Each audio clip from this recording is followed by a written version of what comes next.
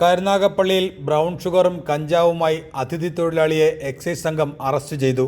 പശ്ചിമബംഗാൾ സ്വദേശി ലാൽചന്ദ് ബാഡ്സെയാണ് അറസ്റ്റിലായത്. Karunagappally excise range inspector S ലതീഷിന്റെ നേതൃത്വത്തിൽ ആദിനാട് കൊച്ചാലുമൂട് ഭാഗത്ത് നടത്തിയ പരിശോധനയിലാണ് വിൽപ്പനയ്ക്കായി സൂക്ഷിച്ച 34.789 ഗ്രാം ബ്രൗൺ ഷുഗറും 0.662 ഗ്രാം കഞ്ചാവുമായി ഇയാൾ പിടിയിലാകുന്നത്.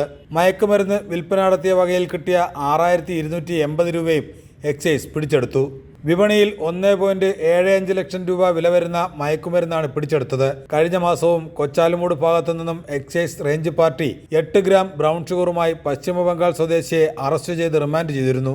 അന്വേഷണ സംഘത്തിൽ excise inspector grade KG Raghu, civil excise ഓഫീസർമാരായ കിഷോർ, അജയഘോഷ്, ഗോഡ്വിൻ, നിതിൻ, വനിതാ civil excise officer Raji S Gopinath, assistant inspector grade driver Abdul Manaf എന്നിവരും റെയ്ഡിൽ പങ്കെടുത്തു.